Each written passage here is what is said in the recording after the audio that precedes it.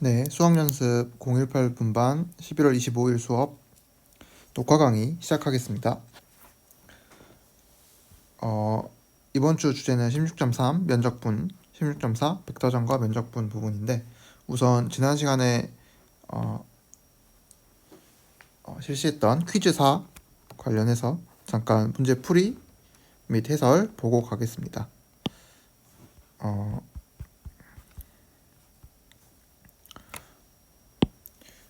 첫 번째 문제는 이제 그림 정리에 관련된 문제였는데, 이제 주어진 건 이렇게 선적분을 주어졌었죠. 그래서 이 선적분에 대해서 선적분 값을 구하여라라는 문제였고, 영역 그 곡선 C가 이제 y는 x제곱과 y제곱은 x, 그러니까 이거는 이제 y는 루트 x 같은 거니까 아마 이런 식으로 그려졌을 거고, 그래서 기본적으로 곡선의 방향은 또는 향은 이제 반시계 방향으로 돌아가기 때문에 지금 이런 식으로 방향을 생각해 주면 될 것 같습니다. 그래서 주어져 있는데, 그냥 적분하기에는 이제 피적분 함수가 되게 뭐 익스포넨셜의 지수함수가 2번 들어간 복잡한 형태가 주어져 있기 때문에 이것을 해결하기 위해서는 이제 제가 배웠던 정리들을 사용해야겠다, 이런 식으로 전략을 세울 수 있고, 대표적으로 그림 정리라는 게 있었죠. 그래서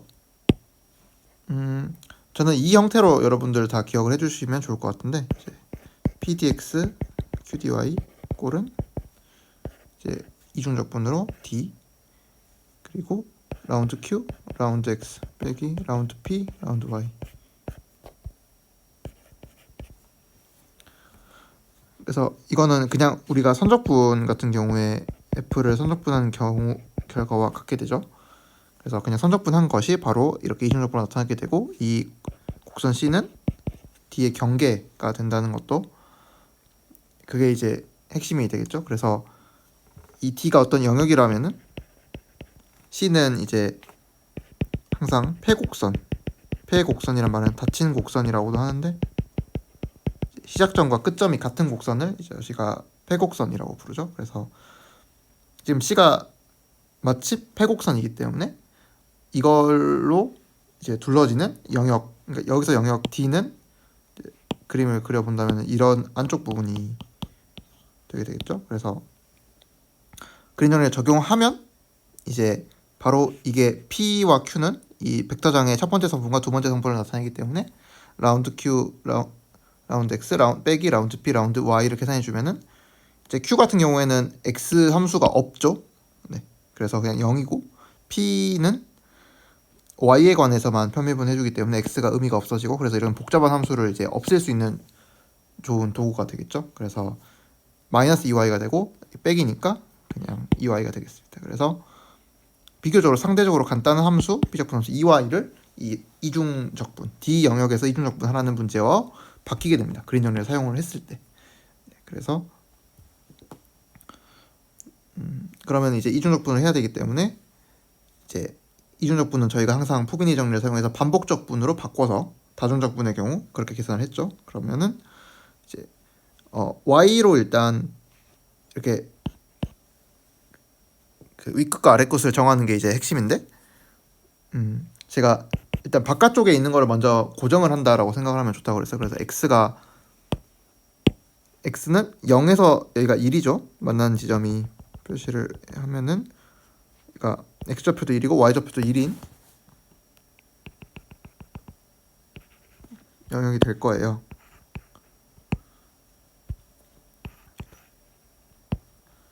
네. 그래서 0부터 1에 임의의 점을 하나 찍으면 x에 그 지점에서 그걸 x0라고 하면은 그 x0에서 이 사이로 움직이는 게 되겠죠. 그래서 이 사이라는 게 무엇이냐? 바로 여기 아래쪽은 y는 루트 x부터 y는 x제곱까지를 얘가 움직이게 되는 거겠죠. 그때는 이제 y 값이, 그러니까 x0를 정하면 그때 y의 범위는 루트 x0보다는 크고 x0 제곱보다는 작게 되는 그 범위로 움직이게 되겠죠. x0가 정해질 때마다. 그래서 정해질 때마다라는 표현이 나오는 거를 밖으로 보내고, 그 나머지 매개를 해주는 함수를 안쪽으로 넣는 방법이 이제 이중적분을 처리하는 방법이 되겠습니다. 그래서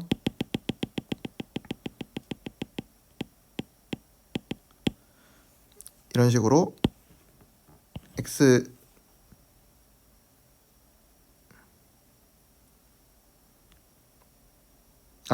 죄송합니다. 제가 아까 말씀을 잘못 드렸네요. 아래쪽이 지금은 이거죠. 네, 이거 잘 주의해서 잘 봐주시기 바랍니다.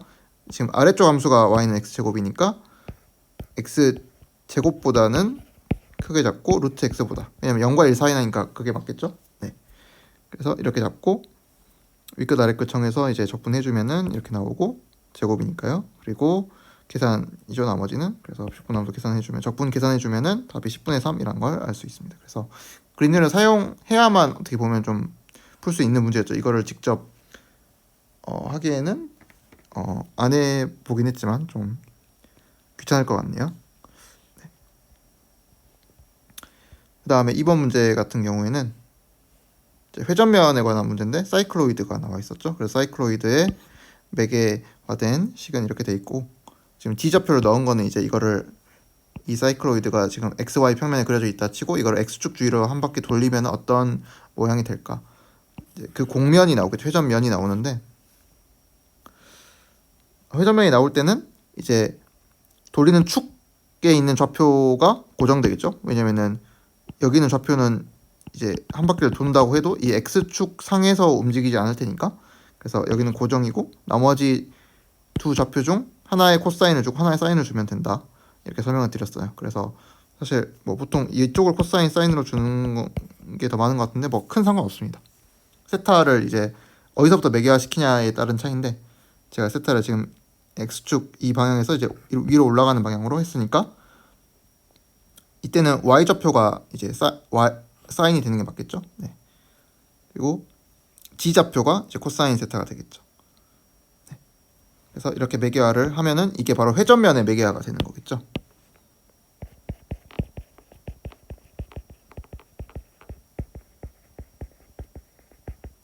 그래서 이런 방식으로 모든 회전면은 이제 다 매개화할 수 있다는 거. 그래서 구하라는 거는 이제 이 회전면의 넓이를 구하라는 문제죠. 그래서 그 넓이를 구할 때는 면적분을 이제 1에 대해서 면적분 하는 게 바로 그 면적이 되겠죠. 건넓이 같은 느낌으로.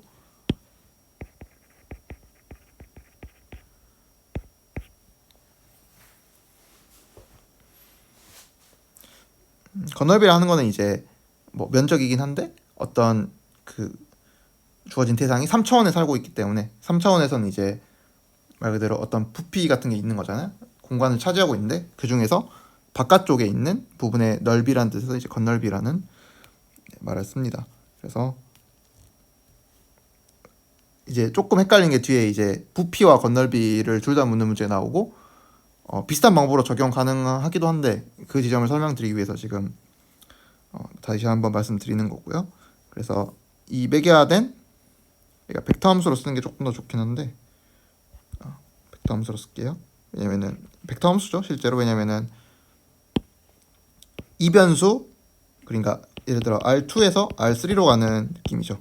두 개의 변수를 받아서 함수가 지금 세 개의 좌표에 뿌려지고 있으니까, 그래서 벡터 함수가 되고,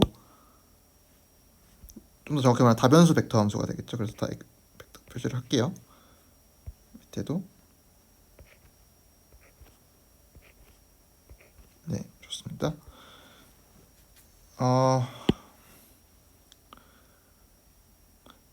그냥 각 좌표별로 미분을 해주면 되겠죠. 이제 t에 관해서 편미분 한 것을 지금 이렇게 쓴 거고, 그래서 좌표별 미분이 되니까 미분해주고, 세타에 관해서도 여기는 세타가 없으니까 0이 될 것이고, 그 다음에 과정이 굉장히 어떻게 보면은 전형적이죠. 그래서 그 과정을 잘 수행하시는 게 제일 중요하겠고, 외적을 할 때는 뭐 여기 i, j, k 같은 거 생각해서 이렇게 곱하고 이렇게 곱하고 k는 이렇게 곱하고 세 번.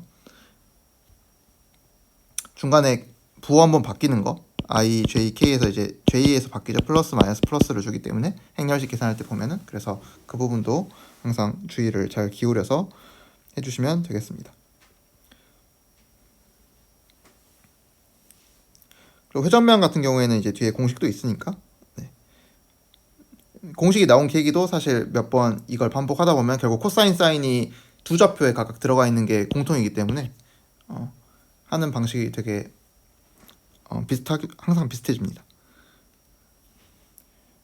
이적을 계산해 보면은 이렇게 나오고 좀 길죠. 그래서 크기를 재야 되니까 모든 좌표를 제곱해서 더해준 다음에 루트를 씌워주면 되겠죠. 그래서 보시면 여기도 지금 제곱이 있으니까 1로 묶어주고 다시 제곱을 해주고 여기도 사인 제곱 코사인 제곱이 나오겠네요. 제곱을 해주면 여기 4제곱이 되겠네요. 그때는 그래서 다시 묶어주면은 이렇게 나옵니다.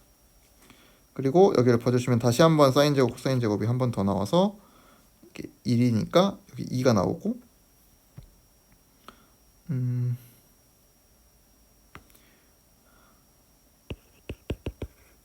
이 뒷부분이 이렇게 되는 거죠. 그래서 세제곱이 있고 2가 안에 들어가 있고 그리고 반각 공식 써주면은 이제 이렇게 되겠죠.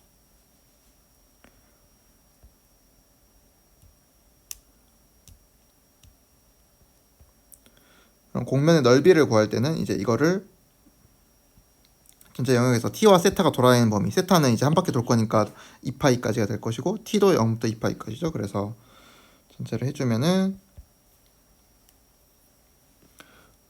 이렇게 나오고 뭐 시간적분 간단하게 해주면은 세제곱이 나오죠. 이거 몇 번 항상 강조드렸는데 세제곱, 4제곱이 꽤 자주 나오는 것 같아요. 그래서 0부터 세제곱 같은 경우에는 세제곱과 4제곱이 제일 기본인데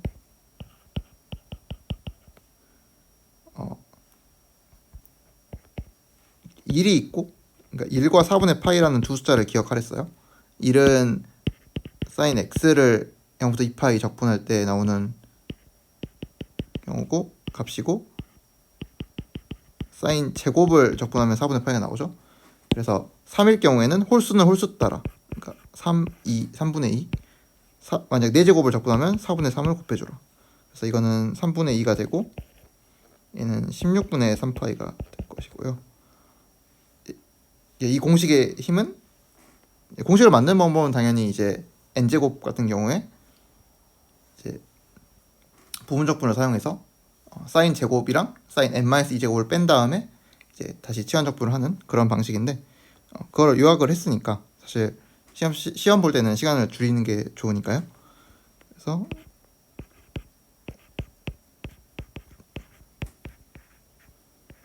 이런 식으로 그러니까 홀수 분모를 홀수로 맞추면은 분자는 하나 작게.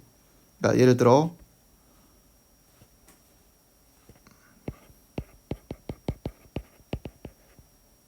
다섯 제곱을 계산하라는 거는 그러니까 홀수니까 1에서 시작해서 3분의 2 곱해주고 5분의 4까지 곱해주는 그래서 15분의 8이 됩니다.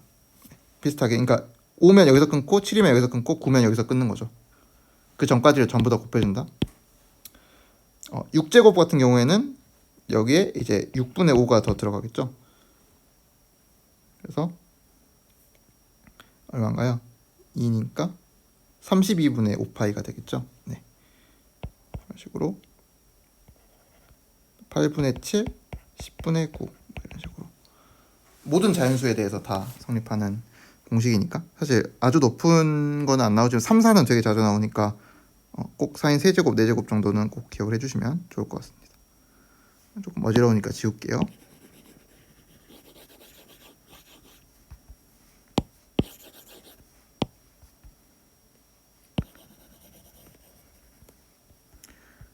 그래서 이거 계산하다가 지금 그 얘기가 나왔죠. 이거 계산하면 아까 3분의 2였는데 그게 파이까지니까 2개고 3분의 4가 되겠죠. 16파이 곱하기 3분의 4니까 3분의 64파이가 정답이 되겠습니다. 그래서 2를 그냥 면적분한 것이 바로 그 넓이가 된다, 건널비가 된다. 다른 방법을 보자면은 이제 파푸스 정리라는 걸 사용할 수 있는데 연습 문제에 있는 부분이고 고등학교 때도 아마 들어보신 분들이 꽤 있을 것 같은데 기본적으로 이제 중심을 잡은 다음에 파푸스 정리의 기본은 중심을 잡은 다음에 그 중심 곱하기 그 중심이 돌아간 길이를 곱해주는 것 그게 핵심이죠. 그래서 넓이는 중심이 그러니까 단면이 이제 선일 경우에 이제 건널비가 될 것이고, 단면을 면으로 잡으면은 이제 부피가 되는 거죠. 면이 한 바퀴 돌아버리면은 부피가 되는 거니까. 그래서 여기서 나온 t가 바로 이 중심 축에서, 그러니까 축에서 중심까지 거리가 이제 t가 됩니다. 그래서 지금 사이클로이드 같은 경우에는 파이 x 중심이 파인 거는 자명하죠. 대칭성 때문에 0부터 2파이까지가 있고, 사이클로이드는 반지름이 1인 이 원을 미끄럼 없이 한 바퀴 굴렸을 때, 그럼 이 점이 이렇게 돌아가겠죠. 이 원을 굴리면 한 바퀴, 여기서 이렇게 한 바퀴 쭉 굴리면은 원이 여기 그려지고 여기 그려지고 여기 그려지고 이런 식으로 누가 이런 비유를 하더라고요. 자전거가 있으면은, 자전거를 잘 그릴 수 있을지 모르겠는데 잘 못 그리는 것 같네요. 이 자전거에 있는 껌이 붙어 있을 때 땅바닥에 자전거를 한 바퀴 굴렸을 때 이 껌이 그리는 자치가 정확히 사이클로이드가 되겠죠. 네.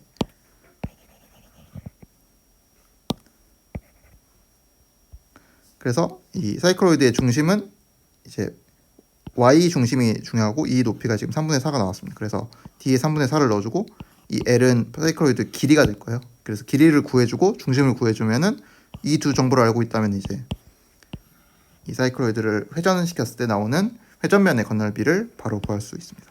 공식이 이거고요. 네. 이 공식이 나온 배경은 바로 그냥 회전면 넓이를 저희가 바로 할 수가 있는데, 그래서 이건 지금 x축 주의로 돌렸을 때 그 내용일 것 같고,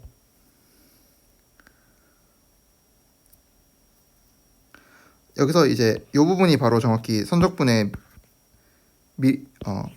선적분을 나타내는 이제 길이 소죠. 그래서 이제 미분 소라고 하는데, 보통 ds, 뭐 dt, dv 뭐 이런 것들. 그래서 이 ds가 나오게 되고, 이 y가 있으니까 yds라고 써주고 2파이는 앞으로 빼주고, 이게 바로 선적분이 되겠죠. 그래서 근데 이 부분이 정확히 중심, 이게 그러니까 d가 이제 y 바인 거죠. 그리고 그러니까 중심인 t가 바로 이런 식으로 구해지기 때문에 y에 대한 y에 대해서만 s 선역분 한 게 dl이 되겠죠. 그래서 2파이 d 곱하기 l이 회전면 넓이로 구해질 수가 있습니다.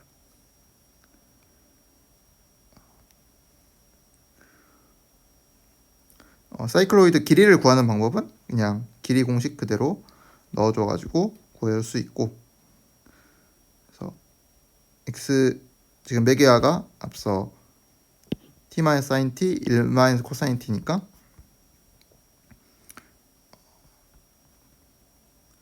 대입을 해주면은 역시 방학 공식이 항상 등장하죠.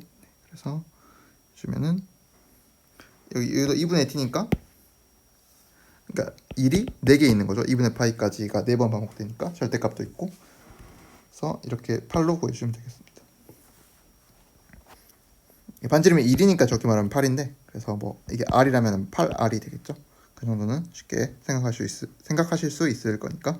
그리고 yds를 구함으로써 이제 중심 d를 알면 이제 이런 식으로 구할 수 있다는 거고, 이제 d를 구하는 방법이죠, 이게. 그래서 y는 이제 y 함수를 한번 넣어주고 ds니까 앞에 있던 식이 한 번 더 들어가는 거죠. 그래서 조금 더 복잡해지는데 1-코사인 t가 그래서 여러 번 들어가가지고 지금 2분의 세제곱, 2분의 3제곱인데 역시 방각 공식 쓰면은 자주 등장하는 사인 세제곱이 나오고, 그러니까 이게 3분의 2였으니까 3분의 32. 근데 이렇게 나온 게 아까 dl이었죠. 그래서 l로 나눠줘야겠죠. 그래서 l이 아까 8이었으니까 8분의 1를 곱해주면은 3분의 4. 뭐 사실 dl이 한 번에 있으니까 그냥 이 값을 가지고 여기에 넣어도 되겠죠. 그러면은 바로 2파이를 곱해주는 거 3분의 64파이. 네, 같은 방법이고요. 네, 조금 주의할 점은 이제 방금 한 게 지금 이 케이스죠. 그러니까 길이를 이용해서 지금 2파이 dl을 사용을 한 거고, 2파이 d 이제 뭐 a라고 할까요? 이를 사용해서 이제 회전면 부피를 구할 수 있어요. 그러니까 여기서 말하는 회전면 부피라는 건 회전면이 이제 둘러싸고 있는 안쪽에 있는 영역의 부피라는 의미고, 이거는 회전면 건널비가 되겠죠. 근데 주의할 점은 L은 뭐 단면의 길이고, 말 그대로 랭스여서 L로 썼고요. A는 넓이인데 단면에, 그러니까 회전면은 단면이 똑같잖아요, 항상. 그게 여러 이렇게 돌아가면서 쌓여 있는 게 회전면이니까 말 그대로 하나의 넓이인데 이 D가 다르다는 거죠. 중심인데 이 중심은 예를 들어 이걸 D1, 이걸 D2라고 하면은 D1과 D2가 일반적으로 다르고, 당연히 왜 다르냐? 사이클로이드만 해도 사실 이 문제가 전에 연습 문제 있어가지고 만약 파푸 정리를 이제 알고는 있었지만 약간 오개념이 있으신 분들은 6분의 5를 여기에 대입을 해서 뭐 구하실 수도 있을 것 같아요. 왜냐면 사이클로이드 중심을 구하라라는 문제가 있었으니까.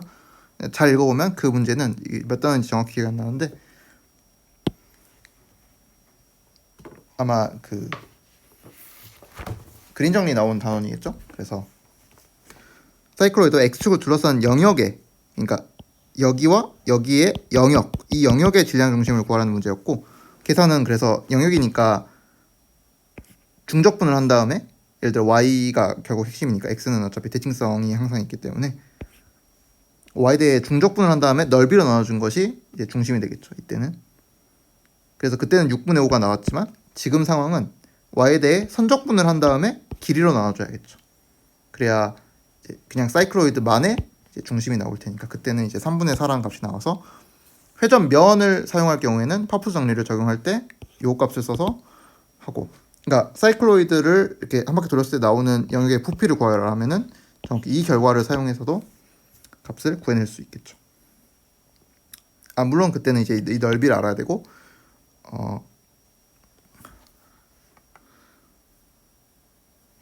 지금 이 안쪽 넓이가 제가 알기로 3파이가 될 것입니다.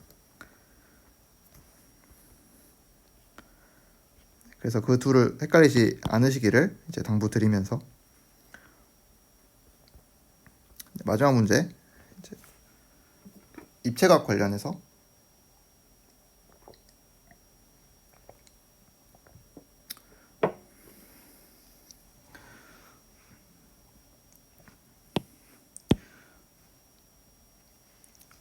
지금 문제가 아마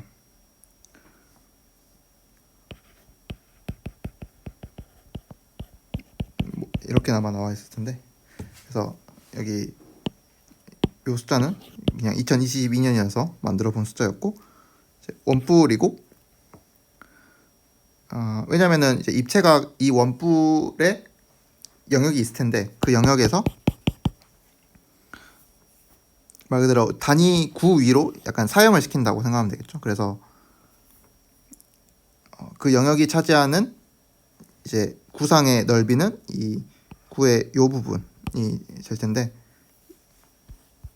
이제 각도 같은 경우에는 이제 식을 보고 이제 알아낼 수 있는 거겠죠. 그래서 뭐 한쪽 방향으로 이렇게 단면을 봤을 때 뭐 g는 루트 3 y 뭐 이런 게 될 거니까 기울기를 따져보면 충분하겠죠. 그래서 6분의 파이, 여기 G축으로부터 떨어진 각도가 6분의 파이가 되는 게 맞겠죠. 30도, 여기가 60도니까.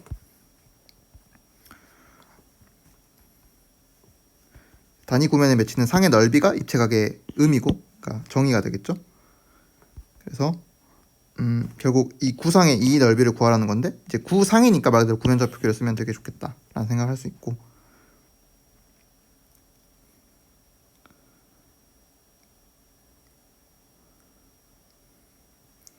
일반적으로는 이제 구를 전체 매개하려면 이제 파이 같은 경우에는 여기서 떨어지는 각도가 파이니까 0부터 파이까지 돌리고, 세타는 x축 양의 방향에서 이렇게 돌아가는 좌표 각도로 보통 쓰니까.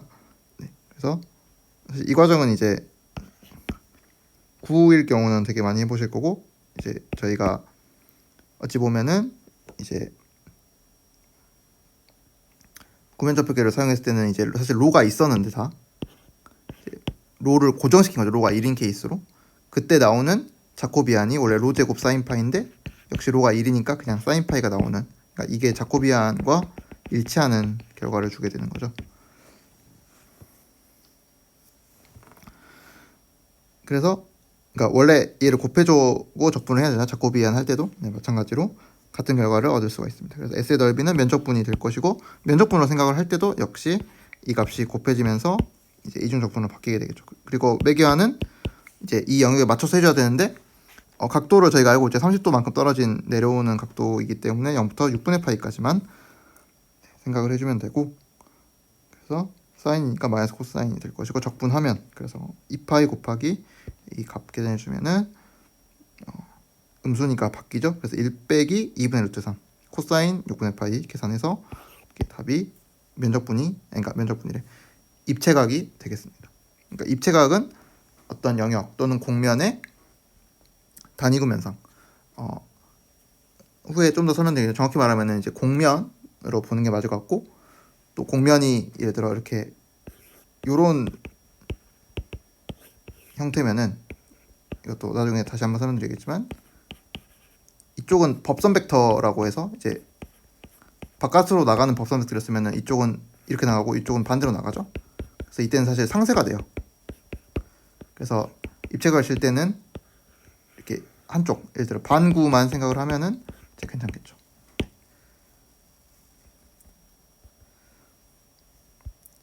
그래서 이것도 좀 정확히 말하면은 이제 이 원뿔의 어떤 단면을 준 다음에 거기서 입체각을 보라는 말이 좀 더 정확할 것 같습니다.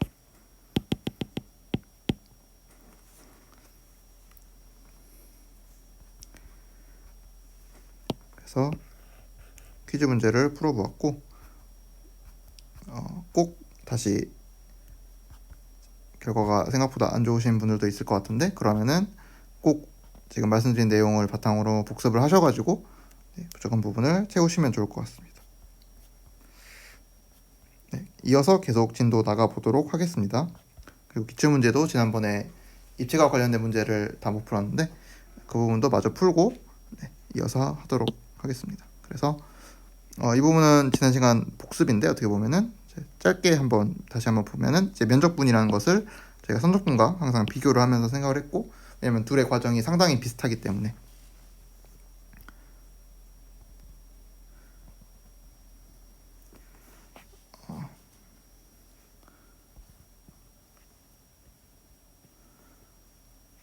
선적분 같은 경우는 스칼라 함수에 대한 선적분과 벡터장에 대한 선적분이 있고, 면적분도 스칼라 함수에 대한 면적분과 벡터장에 대한 면적분이 있었다. 그래서 선적분은 말 그대로 곡선이니까 일변수로 매개화, 여기서는 t를 사용했고, 그래서 이 매개화된 매개 곡선을 가지고 여기에 대입을 하면은 주어진 x, y, g 자리에 대입을 하고, 이제 ds라는 거는 각각을 미분해준, 여기서 x 프라임 t는 이렇게 쓴 거는 사실 이거 전체 제곱이 되겠죠. 생략을 좀 했는데 이제 크기가 되겠죠. 속도 벡터 미분했으니까 이게 위치를 나타낸다고 생각하면 위치의 미분은 속도죠. 시간 미분은, 그러니까 t를 약간 시간처럼 생각을 하는 게 되게 좋겠죠. 그래서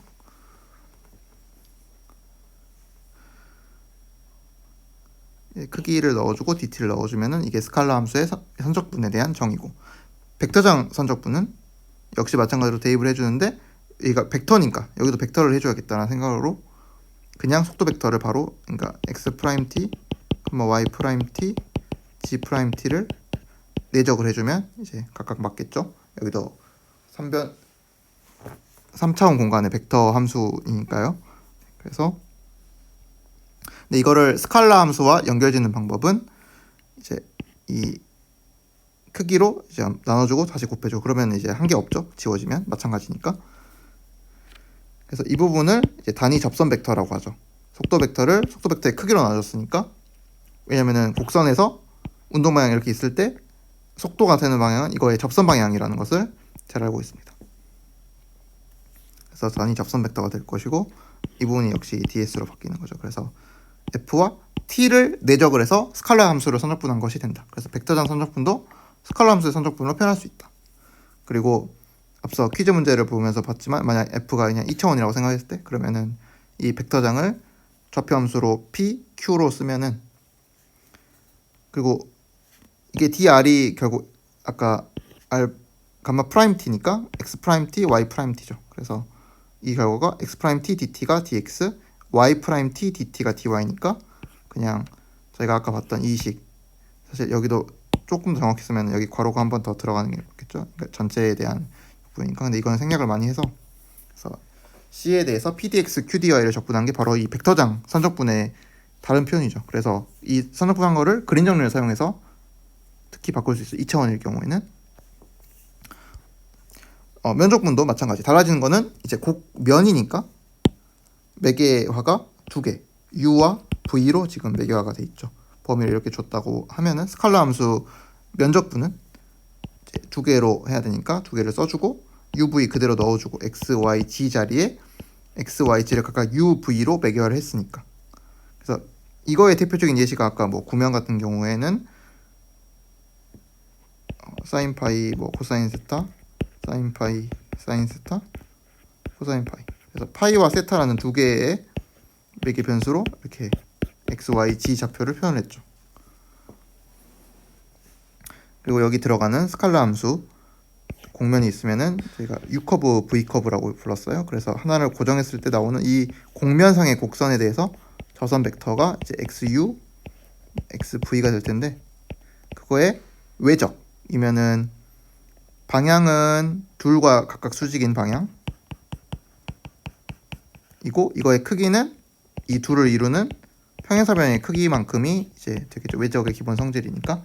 그래서 이 평행사변이 이 공면에 있는 접 벡터와 이제 근사를 시키기 때문에 이런 일이 면을 이제 매개하는 그런 미분이 되겠습니다. 적분이 되겠습니다. 벡터전 면적분은 이제 이게 벡터니까 여기도 벡터 들어가서 그냥 외적 벡터를 그대로 쓰고 마찬가지로 벡터전 면적분을 스칼라 함수 면적분과 관련 짓는 거는 크기로 나눠주는 이 과정을 통해서 역시 나눠줬다 곱하니까 이제 한 일이 아무것도 없고요. 하지만 이렇게 쓰면은 이 부분이 바로 이제 단위 법선 벡터가 되겠죠. 앞서 봤듯이 공면이 있을 때 공면에 있는 두 커브와 커브의 접선과 각각 수직인 벡터, 이가 바로 법선 벡터가 되겠죠. 근데 이건 단위 벡터가 아닐 수가 있으니까 크기로 나눠주면은 이게 단위 벡터가 되겠죠. 그래서 유닛 노말 단위 법선 벡터, 이 부분이 DS가 될 것이고요. 그래서 기호 같은 것도 한 번씩 봐주시면 좋을 것 같고, 그리고 그 강조드릴 부분은 두 개의 포인트가 있었는데, 그래서 선적분을 1에 대해 선적분을 하면은 그냥 C의 길이가 나오고 1에 대해 면적분을 하면은 그냥 S의 넓이가 나오는, 우리가 적분 같은 걸 생각하면 항상 가져야 되는 어떻게 보면 기본 성질 중 하나죠. 그 부분이 있었고, 그리고 이제 가공수 벡터장, 여기서 A는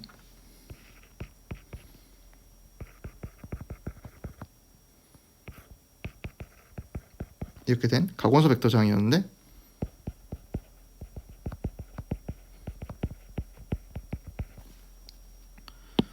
그때 이 C를 따라 가공수 벡터장을 선적분한 거는 원점에서 바라본, 왜냐면 이게 지금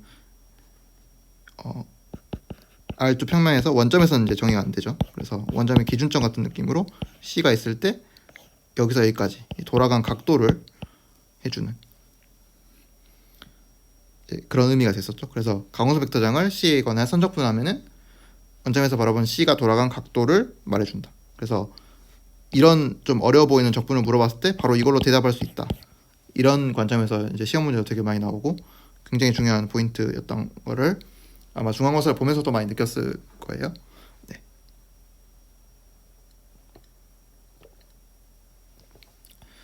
마찬가지로 이제 면적분에서는 이제 입체각 벡터장이 되게 중요한데,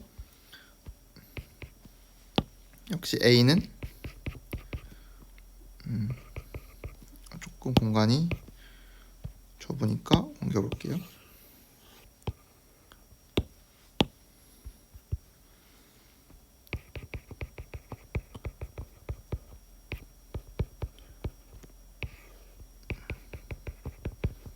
이렇게 된 공간상에 정의된 벡터장이고, 역시 원점에서 정의가 안 되죠. 2분의 3이라는 거는 루트 x제곱 더하기 y제곱 g제곱의 세제곱, 이런 의미가 되겠죠. 그래서 이 입체각 벡터장을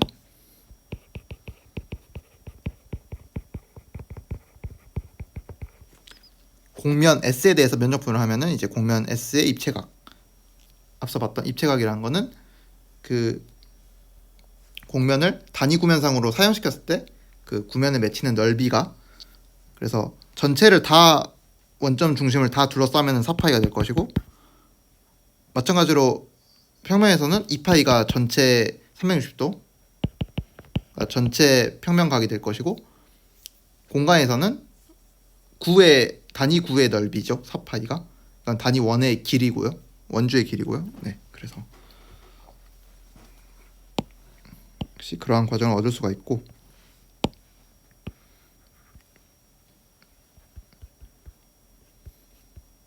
그래서 지난번에 했던 계산인데 한 번 더 워낙 중요한 부분이니까 잠깐만 한 번 더 보면은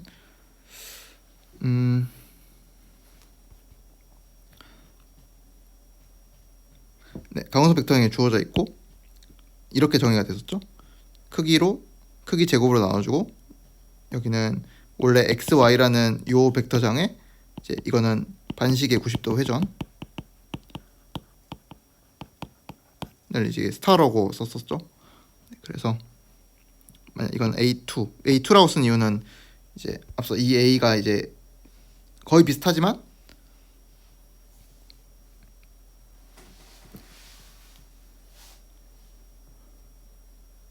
이제 뭐라지? 그러니까 이게 평면상에 정의돼서 이제 2라고 썼고, 이제 이거를 그 뒤에서는 이제 A3라고 쓸 건데, 그래서 결국 이건 그린 정리를 사용한 증명이죠.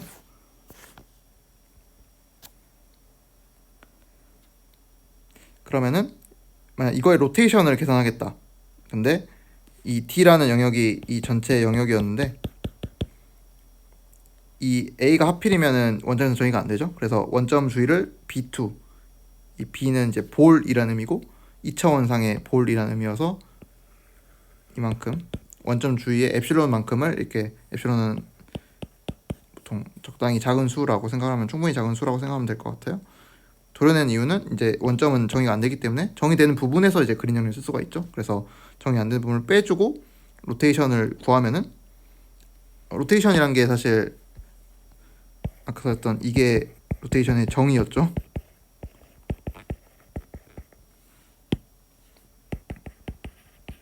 네, 그래서 구해보면 실제로 얘가 0이 나와요. 그래서 피적 분함수 0이기 때문에 그냥 0이고, 근데 이 등호는 그린 정리에서 나온 등호죠. 보시면은 이제 저희가 이 볼을 도려냈으니까 남은 영역은 요 부분인데, 그러면 경계를 보는 게 그린 정리잖아요. 이 영역의 경계를 봐야 되는데 경계가 두 부분이에요. 바깥쪽 그리고 안쪽. 근데 저희가 보통 이 곡선의 방향은 반시계로 도는데, 이렇게 두 개가 갈라져 있는 경우에는 안쪽은 시계 방향이 됩니다. 그 이유는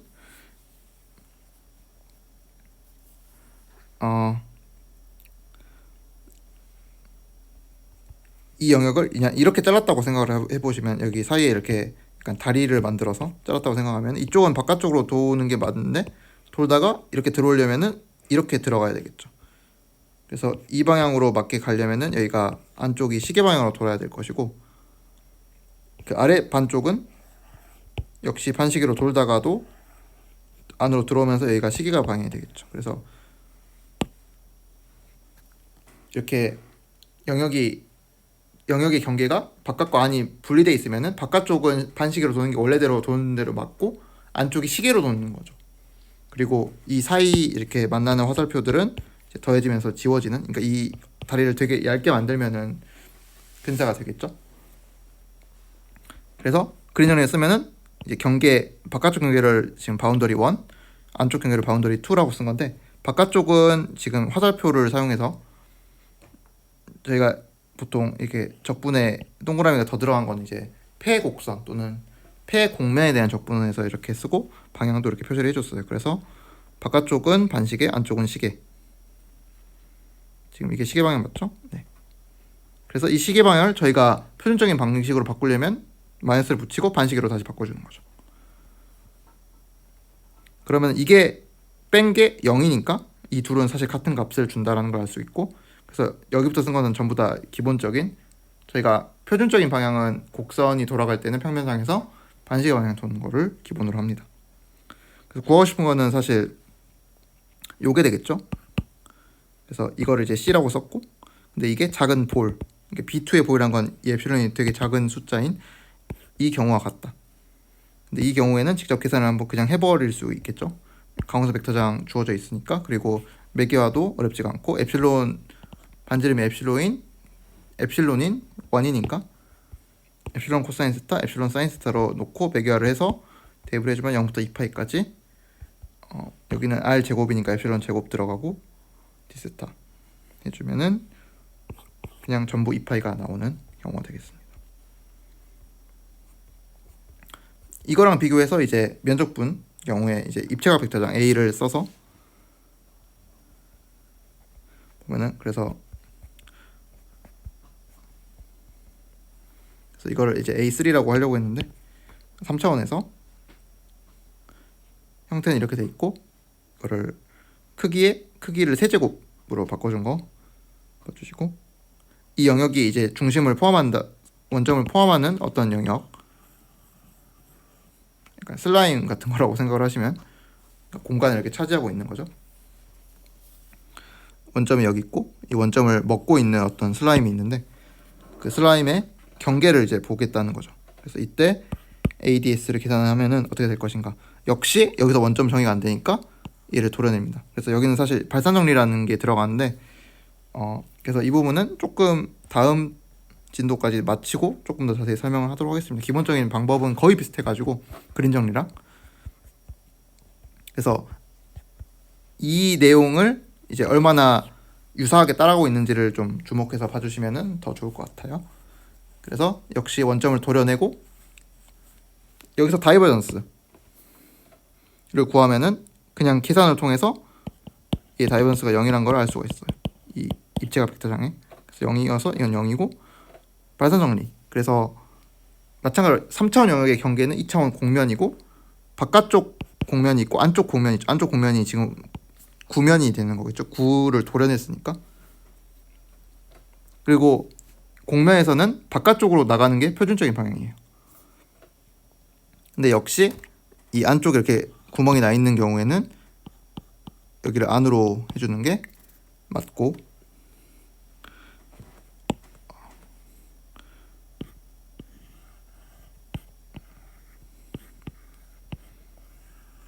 이게 지금 3차원이라고 생각을 해주시면 좋을 것 같아요. 그래서 이게 지금 어떤 벽돌 같은 건데, 얘가 바깥쪽으로 이렇게 나가는 방향이면은, 근데 이걸 분리해서 보면은 얘가 바깥쪽이죠. 이거에. 근데 얘를 이렇게 붙인다고 생각을 하면은 이제 이 안쪽에서는 이렇게 안으로 들어오는 방향의 노멀 벡터가 생기는 거죠.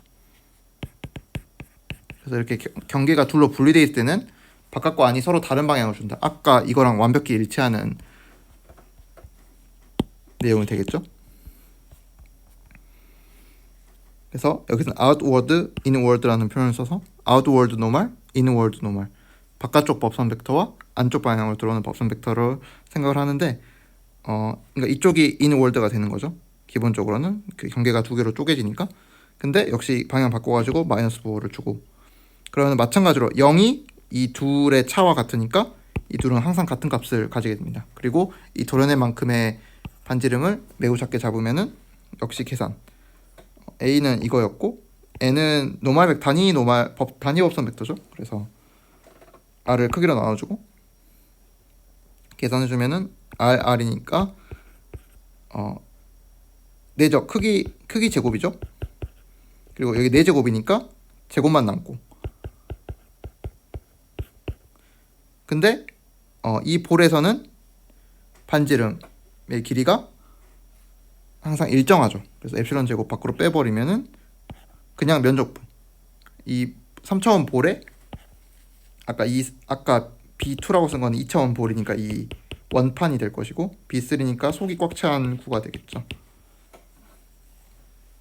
의 건널비를 생각하니까 4파이 엡실론 제곱, 반지름이 엡실론이니까, 그래서 이 결과가 4파이가 나옵니다.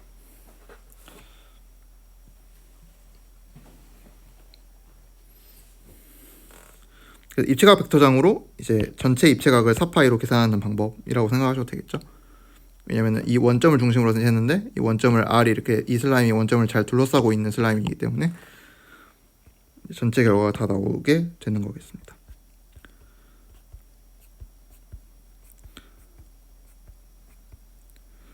입체각 문제가 있으니까 입체각 문제 지난 시간에 공지는 드렸는데 맞죠? 못 푼 이 문제부터 풀도록 하겠습니다. 그래서 기본적으로 입체각을 구할 때는 이제 입체각 벡터장에 대해서 면적분을 해준다는 거, 그거를 일단 기억을 해주시고 문제를 풀어보도록 할게요. 아마 이게 18년도 9번일 것 같습니다.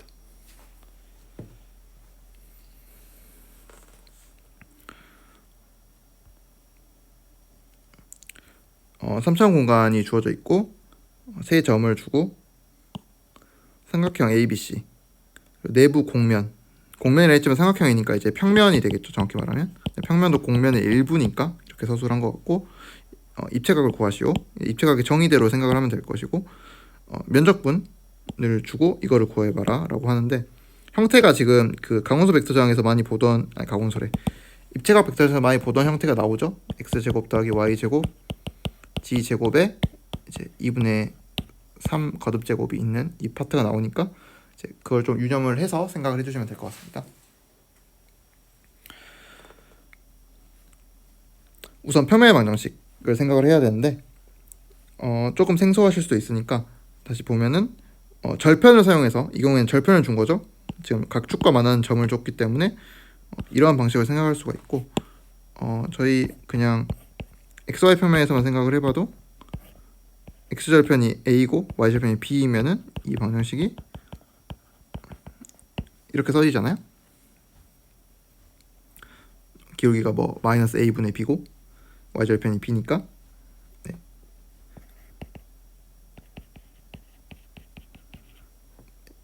a를 양변에 곱하면은 이 식과 정확히 같은 식이 나오게 되죠.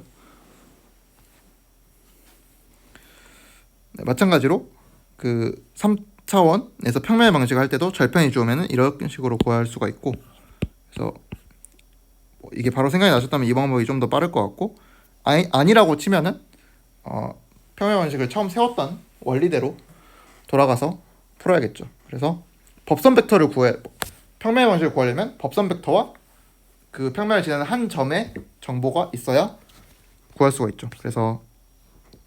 그리고 법선 벡터를 구할 때는 이 평면상에 있는 두 벡터를 가지고 있으면은 그 둘과 모두 수직인 벡터가 바로 법선 벡터가 되고, 모두 수직이라는 조건은 이 두 벡터를 외적을 하면 되겠죠. 그래서 저는 A, B와 B, C를 골랐어요. 그래서 고등학교 기하 부분에 나오는 부분인데, 다시 복습을 해보면은 이제 A에서 B로 가는 벡터를 구할 때는 이제 거꾸로 읽는 거죠. 그래서 0, 2, 0에서 1, 0, 0을 빼주면 됩니다. 그래서 마이너스 1, 2, 0이 AB 벡터의 이제 좌표가 될 것이고, BC는 역시 C에서 B를 빼버리면 되죠. 그래서 0, 0, 3에서 0, 2, 0을 빼주면은 0, 마이너스 2, 마이너스 3, 이 벡터가 이제 BC 벡터가 될 것이고, 외적을 해주면은 계산을 통해서 6, 3, 2라는 이제 법선 벡터가 나옵니다. 그래서 법선 벡터와 지나는 한 점을 잡고 이제 빼주면 이제 이거는 벡터 함수니까 저는 x0를 1, 0, 0으로 잡았어요. 근데 뭘 해도 상관이 없겠죠. 6, 3, 2 그리고 내적 표시를 해줄게요.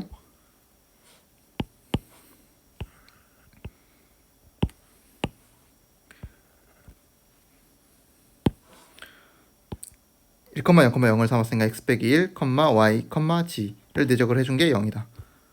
왜냐면은 버슨 벡터가 있으면은 여기 x 제로가 있다. 그리고 x가 이 평면상의 한 점이라 할 때 x에서 x 제로를 빼니까 이제 이거랑 뭐 이걸 평행이동하면 그냥 이게 되겠죠. 그리고 이건 항상 수직이다라는 의미를 갖고 있으니까 바로 이게 평면 방식의 원리죠. 이 x가 이제 평면을 매개하는 벡터가 될 것이고, 그래서 풀어주면은 이 식과 똑같은 식이 이제 얻어진다는 거죠. 결국 평면 방식을 구하는 게 다음 순서가 되겠죠. 이 문제를 풀기 위한. 그래놓고 이제 입체각을 구하라. 입체각은 이제 원점에서 바라보니까 지금 이 전체 3차원 공간을 이제 축으로 쪼개면 8개 공간, 저희가 사사분면처럼 8분 공간이 나오는 거죠. 8개로 쪼개진 공간이 나오게 되는데 그 중에 하나를 전부 차지하고 있죠. 왜냐면 축 따라 지금 올라가고 있으니까. 그래서 전체 입체각, 온 입체각이 4파이였고 그 중에 8분의 1을 차지하고 있으니까 2분의 파이라는 것을 쉽게 알 수가 있고, 그래서 직육면체에서도 저희가 그런 얘기도 했었는데 아마 예시로 아마 있었던 것 같고, 이제 여기 같은 경우에는 이제 이 전체 이제 절반을 아래쪽을 다 먹고 있으니까 2파이, 그리고 이쪽 모서리 같은 경우에는 4분의 1을 먹고 있으니까 여기랑 여기를 먹고 있죠. 그래서 파이, 그리고 꼭지점 같은 경우에는 8분의 1을 먹고 있으니까 2분의 파이 뭐 이런 식으로 됐고, 이 경우가 이제 2분의 파이를 차지하는 입체각이 되겠죠. 그래서 입체각이라는 거는 결국 어떤 면으로 사용된 넓이를 보는 거기 때문에 얼마나 실제 걔가 부피가, 그러니까 멀리 있는 물체도,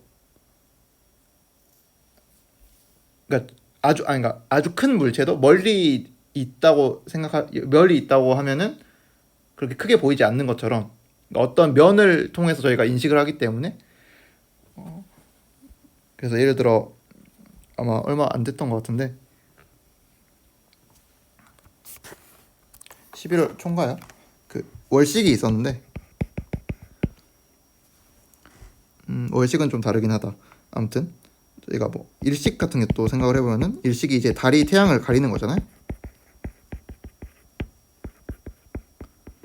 사실 이게 말이 안 된다는 것을 알 수가 있죠. 왜냐면 달은 태양에 비해 매우 작지만 또 한편으로는 매우 가깝죠. 태양보다는. 그래가지고 그러니까 가릴 수 있다는 말은 태양과 달이 지구에서 볼 때는 크기가 비슷해 보인다는 거죠. 그래서 그러니까 저희는 이제 이렇게 사람이 있으면은 하늘을 보는 거잖아요. 이 하늘에서 이제 달과 태양의 이제 사이즈가 비슷하기 때문에 이제 가린다 만다가 되는 거죠. 사실 정확히 보면은 달이 태양보다 살짝 작죠.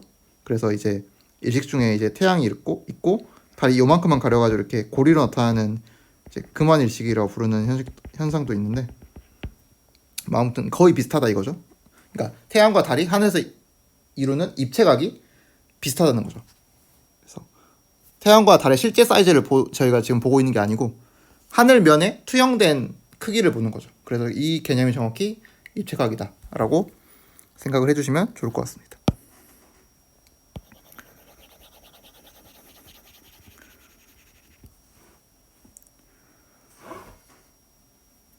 네, 그래서 2분의 파인 거 알았고, 다음으로 생각할 거는 이제 B번 같은 경우에는 면적분 이걸 구하라고 했는데, 그래서 뭔가 입체각 벡터장이 좀 보이는 것 같으니까 이거를 접근을 해보는 거죠. 왜냐하면 이 값은 입체각인 걸 알고 있기 때문에 답이 2분의 파이란 걸 알고 있어요. 그래서 매개한 걸 풀어주면은 이제 법선 벡터가 필요한데, 아까 평면이었죠. 그리고 이거는 단위 법선 벡터라는 걸 기억을 해주면 법선 벡터 구해놨고 6의 제곱, 3의 제곱, 2의 제곱 해주면은 36, 9 더하기 4니까 마침 또 49네요. 그래서 법선 벡터가 7분의 1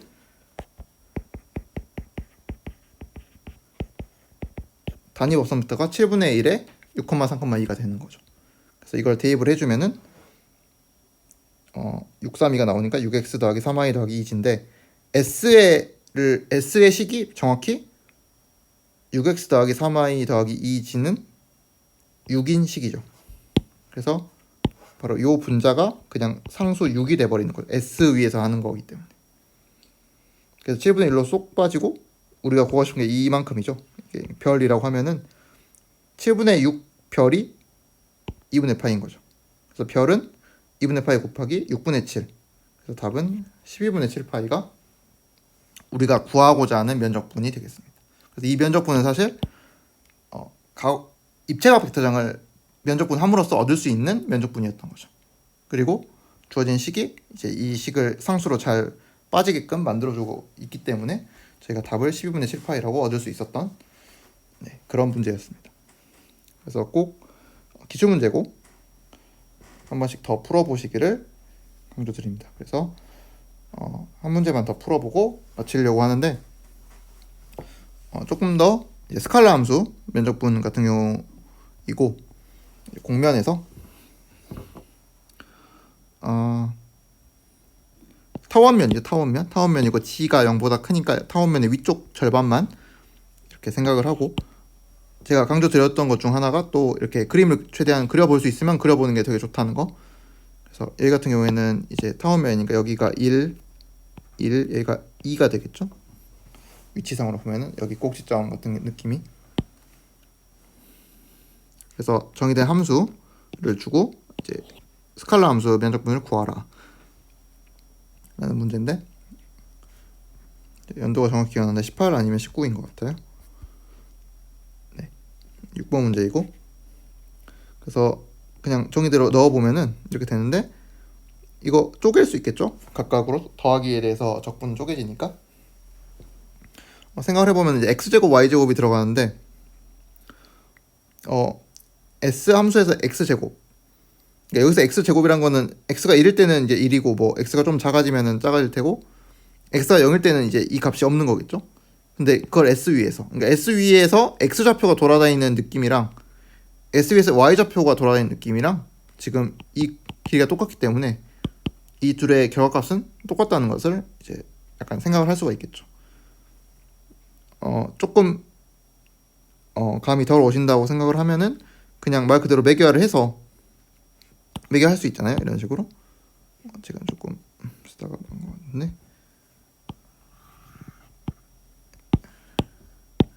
괄호가 있어야겠죠. 이렇게 매개한 다음에 그러면은 이쪽 좌표는 x는 이걸 대입하고 y는 이걸 대입해가지고 계산해보면 이제 코사인과 사인이 제곱 들어가서 s 전체 적분할 때 이제 세타는 0부터 2파이로 돌 거니까 결국 같은 값을 준다는 것을 생각할 수가 있습니다. 그래서 이 같은 값을 주는 거를 뺐기 때문에 이 부분이 그냥 없고 그래서 지좌표에 대한 면적분만 생각을 하면 충분할 것 같고 지좌표는 이제 이만큼이 들어가겠죠. 그래서 이걸 여기 넣어줬고 ds를 구하기 위해서 이제 x 파이 x 세타에 외적을 한 다음에 크기를 구하는 그러니까 약간 전형적인 과정이라고 했던 그거를 반복을 하면 되겠습니다. 만약 지금 2가 없으면 완벽히 구면이지만 2가 있어가지고 조금 다르니까 한번 볼게요. 뭐 방법은 비슷하겠죠. 파이로 미분하고 코사인 파이 미분되니까 마이너스 사인 파이고 세타로 미분하면은 코사인 마이너스 사인이고 사인 코사인이고 여기 세타가 없네요. 외적을 해줄게요. 그러면은 이렇게 3개 나오고 숙달이 충분히 많이 하는 게 필요하니까 크기를 구해주면은 여기 2가 들어가 있어서 조금 다를 것 같아요. 그래서 이쪽은 4가 빠지는데 코사인 제곱 사인 제곱은 역시 1이고 이쪽은 이제 4가 없으니까 이렇게 홀로 나오면은 사인 제곱 파이로 묶으면은 4 사인 제곱 파이 코사인 제곱 파이네요. 이건 그대로 두고 얘가 만나려면은 하나만 소모하면 되겠죠. 그래서 4가 3 더하기 1이니까 이만큼만 1로 바꿔주면은 주어진 결과는 이렇게 될 것입니다. 그래서 얘를 이제 ds 자리에 넣고 d 파이 d 세타 파이는 이게 어떻게 보면 구면좌표랑 비슷하게 매개한 거니까 여기서 이게 내려오는 각도니까 2분의 파이까지고 세타는 돌아가는 거니까 2파이까지 계산해 주시면 될 것 같고 치환적분을 해주시면 될 것 같네요. 그래서 사인 파이로 놓고 치환하고 한 번에 하실 수 있으면 당연히 더 좋고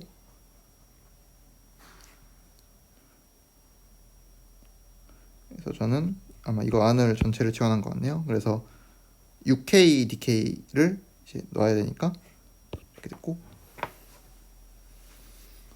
계산해 주시면은 9분의 28파이라는 결과를 얻을 수가 있습니다. 역시 이 문제도 계산은 이제 계산이 조금 수월해진 거는 여기서 계산량을 많이 줄였기 때문에 이걸 다 계산하면 조금 더 길었을 텐데 그러니까 주어진 영역의 모양을 일단 한번 보고 그 다음에 이제 조금 어떤 식으로 풀이를 진행할 수 있을까를 생각해 보는 게 이제 중요한 것 같아요. 그래서 시험 문제로 나오는 문제들은 보통 이런 한두 개씩 약간 테크니컬한 걸 하나씩 넣기 때문에 그래서 오늘 풀어본 두 문제는 이제 입체각 관련돼서 입체각과 면적분을 연결시키는 그 부분과 약간 영역의 대칭성을 사용하는 그런 문제를 이제 한번 풀어보았습니다. 그래서 이번 주랑 다음 주까지는 녹화 강의로 대체를 하고 이제 그 다음 주에 이제 마지막 대면 수업으로 하고 이제 종강이 될 것 같아요. 그리고 이제 기말고사를 바로 보시겠죠. 네. 혹시 수업 하는 내용 중에 이제 질문이 있으면은 메일이라든지 오픈 카톡방을 이용해서 이제 질문을 해주시면 좋을 것 같고 퀴즈 4에 대한 이의 신청도 네, 마찬가지로 메일을 통해서 해주시면 될 것 같습니다. 네, 감사합니다. 그리고 바로 이어서 다음 주 시간 안에 이제 다음 수업도 시청해 주시면 감사하겠습니다. 네, 수고하셨습니다.